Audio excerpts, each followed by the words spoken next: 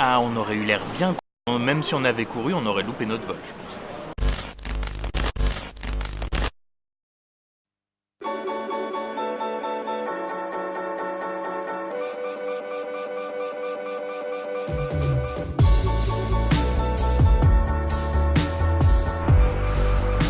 9h50. On prend large, mais pas trop quand même, parce qu'il y a cette foutue sécurité à passer. C'est un des trucs que je hais le plus, mais genre dans la vie entière, quoi.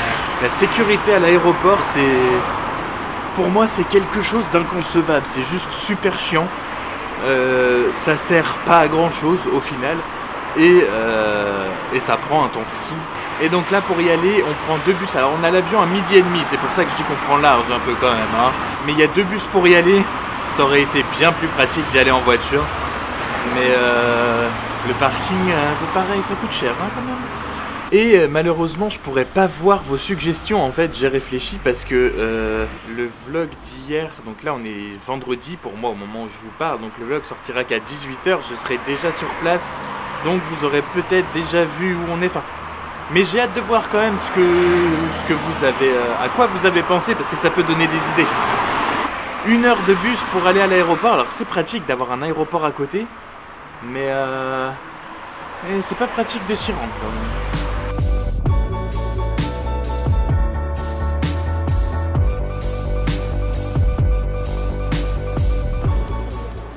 11h, on est arrivé à l'aéroport, mais il va falloir manger avant, parce que passer la sécurité avec des bouteilles d'eau, c'est pas possible. Donc on va manger à 11h et après on va passer la super sécurité. J'en peux déjà plus d'attendre d'être arrivé. Vous avez en face de vous 2 des plus grands boulets du monde, puisque en fait à Bordeaux, il y a 2 terminaux. Il y a là le terminal normal pour les vols classiques, et il y a le terminal qui s'appelle Billy, qui est pour les vols low cost. Et comme on prend une compagnie low cost parce qu'on est pauvre, on s'est dit forcément que ça va être dans le terminal low cost. Et donc en entrant dans le terminal, j'allais direct faire la queue et tout ça, quand Flo m'a rappelé qu'on devait manger, qu'on pouvait pas passer avec les bouteilles d'eau et tout. Et au final, une dame vient nous voir. Bonjour, je fais une enquête sur l'aéroport de Bordeaux, vous prenez quel vol et tout. Donc là on lui dit. Et la dame nous dit, mais c'est pas le bon terminal, c'est pas ici.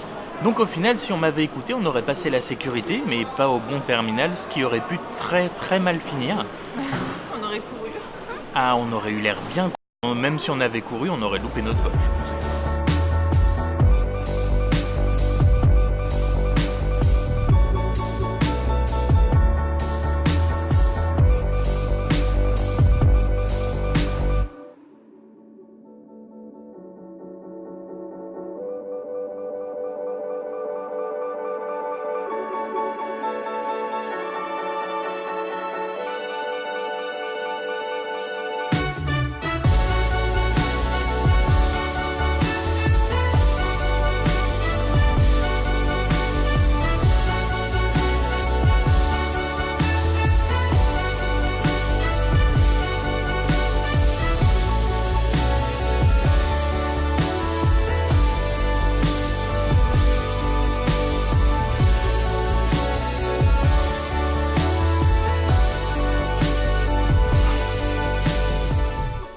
Ouh, nous sommes finalement arrivés.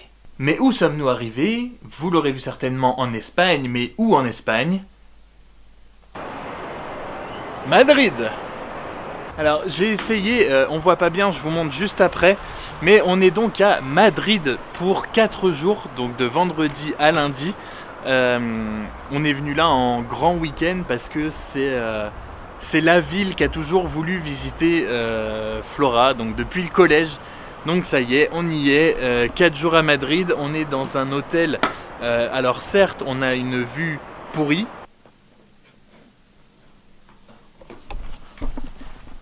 Vue pourrie. Mais alors celle-là, on voit pas super bien. Promis, je vous montre après parce que la vue est incroyable, donc ça rattrape complètement. On est dans un hôtel situé en plein centre, enfin en bas, on voit pas. Tout en bas, c'est la grande rue avec tous les magasins. Donc voilà. Donc il est 16h passé, on a atterri à 13h45, donc autant vous dire que Ça y est, là, on piétine, on a envie d'y aller. Alors, allons explorer Madrid.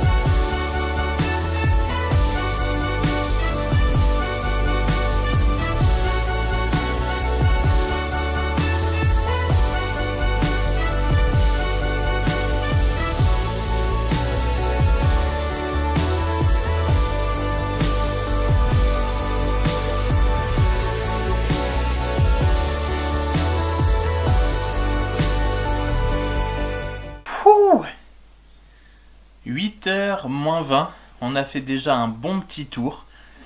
Et pour vous faire les premières impressions que j'ai sur Madrid, je suis hyper surpris. Mais dans le bon sens, c'est-à-dire que jusque-là, je trouve ça assez génial.